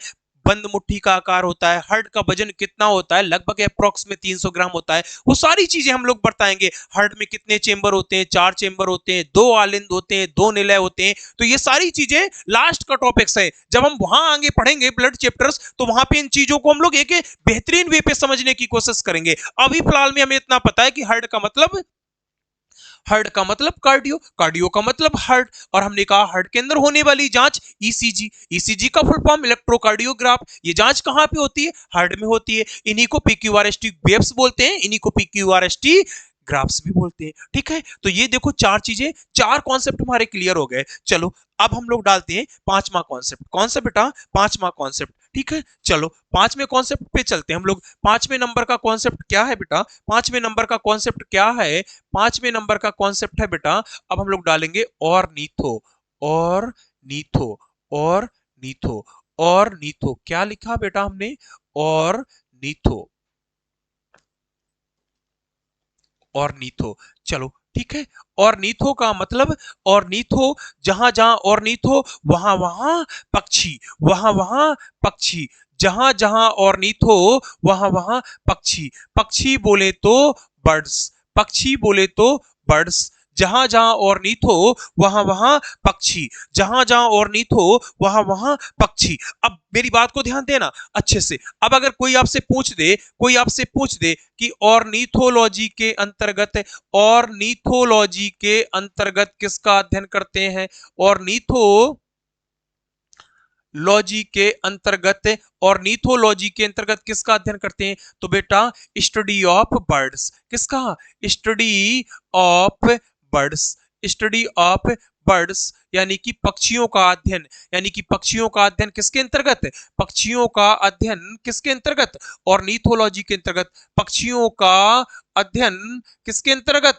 पक्षियों का अध्ययन किसके अंतर्गत? ऑर्निथोलॉजी के अंतर्गत। किसके अंतर्गत? ऑर्निथोलॉजी के अंतर्गत। देखो जैसे ही हमें मिला, जैसे ही हमें वर्ड मिला, कौन सा वर्ड हमें? वर्ड मिला ऑर्निथो। कौन सा वर्ड? ऑर्निथो वर्ड मिला, हमें तुरंत पता चल गया इसका संबंध किससे है। भैया ने बताया कि जहां कहीं भी ऑर्निथो लिखा मिल जाए, आप बिना आंख बंद करके देख लेना कि इसका संबंध सीधा सा किससे होगा?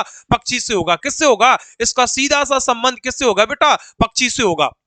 हमने बताया ऑर्निथोलॉजी। आपको लिख के आ जाए कि ऑर्निथोलॉजी के अंतर्गत किसका अध्ययन करते हैं, हम बता देंगे। ये हमें मिल गया ऑर्निथो, ये हमें मिल गया ऑर्निथो, हम सब कुछ भूल गए, हम सब कुछ भूल गए। हमने कहा भैया ने बताया ऑर्निथो का मतलब पक्षी होता है, यानी कि ऑर्निथोलॉजी के अंतर्गत किसका अध्ययन करते हैं? पक्षियों का अध्ययन करते हैं। ऑर्निथोलॉजी के अंतर्गत किसका अध्ययन करते हैं? पक्षियों का अध्ययन करते हैं। चलो ठीक है, अब यहीं पे हम लोग दो तीन और पॉइंट ऐसे जान लेंगे जो बड़े काम के पॉइंट है, जो बड़े काम के पॉइंट है। एक पॉइंट हम लोग नोट लगा के लिख लेंगे, नोट लगा के लिख लो, यहां पे नोट डाल के लिख लो। बड़ा काम का पॉइंट है और बड़ा इंपॉर्टेंट पॉइंट है। लगाओ नोट और लिखो, लगाओ नोट और लिखो बेटा, लिखो यहीं पे लिखो कि डॉक्टर सलीम अली, डॉक्टर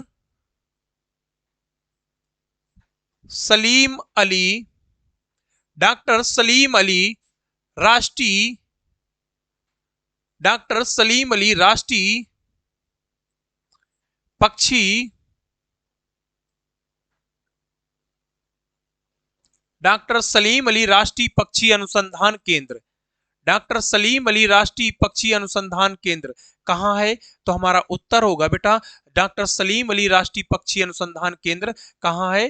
तो हम लोग बताएंगे बेटा, हम लोग बताएंगे डॉक्टर सलीम अली राष्ट्रीय पक्षी अनुसंधान केंद्र कहां है। तो हमारा उत्तर होगा, हमारा उत्तर होगा बेटा, हमारा उत्तर होगा डॉक्टर सलीम अली राष्ट्रीय पक्षी अनुसंधान केंद्र कहां है? कोयम्बटूर। कहां है बेटा? डॉक्टर सलीम अली राष्ट्रीय पक्षी अनुसंधान केंद्र कहां है?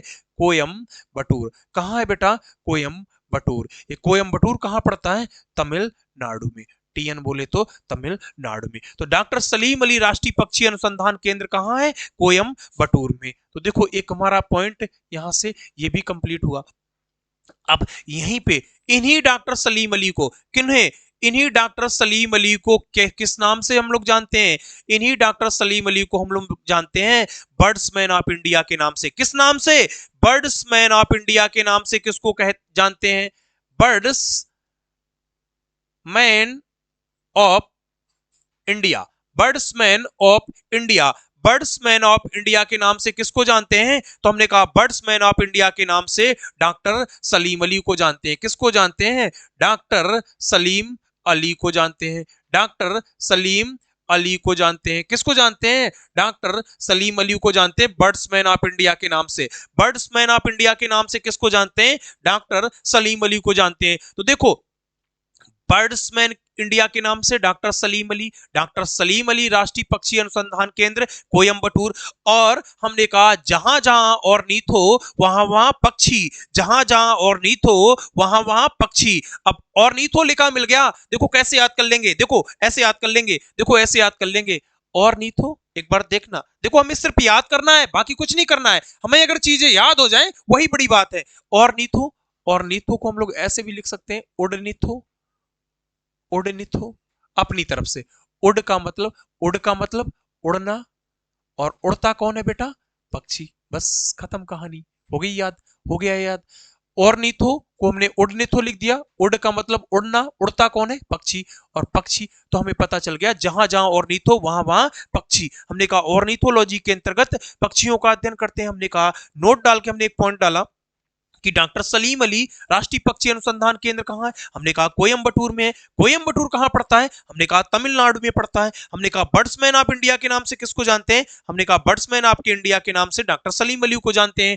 तो देखो हमने यहां से इंपॉर्टेंट टर्मिनोलॉजी के पांचवें पॉइंट को भी बहुत अच्छे से कंप्लीट कर लिया, पांचवें पॉइंट को भी हमने बहुत अच्छे से कंप्लीट कर लिया। तो देखो इतनी चीजें आपको बहुत अच्छे से समझ आई होंगी, इतनी चीजें आपको बहुत अच्छे से समझ भी आई होंगी। ठीक है, अब इसी इंपॉर्टेंट टर्मिनोलॉजी का हम लोग छठा स्टेप कंप्लीट करने जा रहे हैं। कौन सा स्टेप? छठा स्टेप। चलो आइयो आइए बात करते हैं हम लोग कौन से स्टेप पे? छठे स्टेप पे। छठे स्टेप बोले तो हमने कहा छठे स्टेप में हम लोग पढ़ते हैं कि जहां जहां लैक्ट, जहां जहां लैक्ट, जहां जहां लैक्ट, लैक्ट बोले तो जहां जहां लैक्ट वहां वहां दूध व दही, दूध व दही, जहां जहां लैक्ट वहां वहां दूध व दही। किससे रिलेटेड होगा? दूध व दही से। जहां मुझे लेफ्ट में लिखा मिला, हम समझ गए ना तुरंत कि भैया, भैया ने बताया कि जहां कहीं भी मुझे लेफ्ट लिखा मिल जाए, आप उसका संबंध सीधा सीधा किससे होगा? दूध व दही से। किससे होगा? दूध व दही से। उसका सीधा सीधा संबंध बेटा किससे होगा? दूध व दही से होगा। चलो आओ बात करते हैं हम लोग लैक्ट से रिलेटेड जितने भी पॉइंट होंगे, सारे के सारे पॉइंट हम लोग यहीं से कवर करेंगे, सारे के सारे। आओ चलो लैक्टोज, देखो लैक्टोज, एक बार अच्छे से नजर लगा के देखना कि ये इतना, देखो हम आपको ऐसे दिखाई देते हैं इतना, ये क्या लिखा है बेटा? लैक्ट। भगवान जाने जो कुछ भी हो पता नहीं, लेकिन हमें इतना पता चल गया कि भैया ने बताया कि जो लैक्ट होगा, जो लैक्ट होगा वो किससे रिलेटेड होगा? जो लैक्ट होगा वो किससे रिलेटेड होगा? दूध व दही से। तो ये दूध में पाई जाने वाली एक प्रकार की क्या है? शर्करा है। दूध में पाई जाने वाली ये लैक्टोज क्या है? दूध में पाई जाने वाली, दूध में पाई जाने वाली क्या है बेटा? शर्करा है। क्या है बेटा? शर्करा है। दूध के अंदर पाई जाने वाली शर्करा कौन है? ये लैक्टोज। लैक्टोज क्या है? दूध में पाई जाने वाली एक प्रकार की क्या है? शर्करा है। चलो आओ दूसरे पॉइंट पे बात करते हैं, प्रोलैक्टिन। कौन सा पॉइंट? Prolactin, prolactin, prolactin. चलो इस पे बात करते हैं। देखो प्रोलैक्टिन, प्रोलैक्टिन। अब आओ इधर ध्यान दो, देखो खोजो, खोजना है हमें, मिल गया हमें, जो जो चीज हमें खोजनी थी वो मिल गई, जो चीज हमें खोजनी थी वो हमें मिल गई, ये मिल गया हमें लैक्ट। और लैक्ट का मतलब क्या होता है? दूध होता है। राम जाने ये जो कुछ भी हो हमें नहीं पता है, लेकिन हमें इतना जरूर पता है कि जहां लैक्ट लिखा होगा उसका सीधा सा संबंध किससे होगा? उसका सीधा सा संबंध किससे होगा बेटा? दूध से होगा। उसका संबंध सीधा सा किससे होगा? दूध से होगा। तो देखो ये प्रोलैक्टिन एक प्रकार का क्या है बेटा? ये प्रोलैक्टिन एक प्रकार का हार्मोन्स है। ये प्रोलैक्टिन एक प्रकार का हार्मोन्स है जो जो कहां से निकलता है? पीयूष ग्रंथ से निकलने वाला हार्मोन्स है। देखो पीयूष ग्रंथ से 9 हार्मोन्स निकलते हैं, 9 हार्मोन्स। लेकिन मुझे 2 4 5 हार्मोन्स पे बहुत अच्छे से चर्चा करनी होती है, वो हमारे एग्जाम में हमेशा पूछे जाने वाले हार्मोन्स होते हैं। तो देखो ये प्रोलैक्टिन एक प्रकार का हार्मोन्स है जो क्या कार्य करता है? दूध को निर्माण करने वाला हार्मोन्स है, दुग्ध का निर्माण करने वाला हार्मोन्स है। क्या है बेटा? दुग्ध का निर्माण करने वाला हार्मोन्स है। दुग्ध का निर्माण करने वाला हार्मोन्स है। दुग्ध का निर्माण करने वाला हार्मोन्स है। कौन सा हार्मोन्स है बेटा? दुग्ध का निर्माण करने वाला।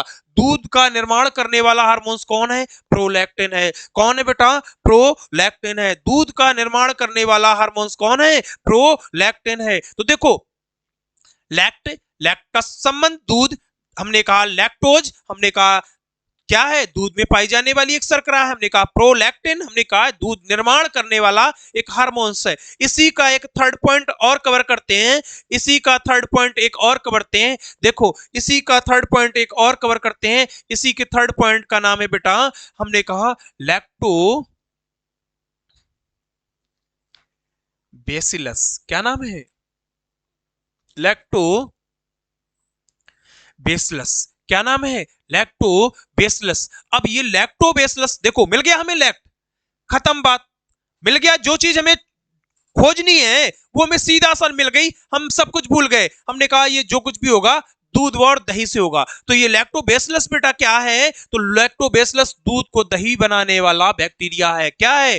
दूध को दूध को दही बनाने वाला, दूध को दही बनाने वाला, दूध को दही बनाने वाला क्या है बेटा? जीवाणु है। जीवाणु बोले तो बैक्टीरिया, जीवाणु बोले तो इसी को हम लोग इंग्लिश में क्या कहते हैं? बैक्टीरिया।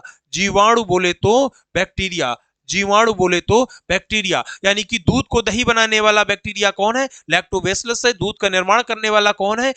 प्रोलैक्टिन है। लैक्टोज क्या है? दूध में पाई जाने वाली एक शर्करा है। और जहां जहां लैक्ट वहां वहां दूध व दही, जहां जहां लैक्ट वहां वहां दूध व दही। तो इस तरीके से हमने क्या क्या पढ़ लिया, एक बार मेरे साथ सभी लोग रिकॉल करना। देखो, आज की क्लास में हमने सबसे पहले हाइड्रो पढ़ा। हमने कहा हाइड्रो का मतलब पानी। हमने वहां पे तीन कॉन्सेप्ट क्लियर किए, हाइड्रोफोनिक्स, हाइड्रोफोबिया और हाइड्रोफाइट्स। फिर हमने हाइग्रो, हमने कहा हाइग्रो का मतलब आर्द्रता।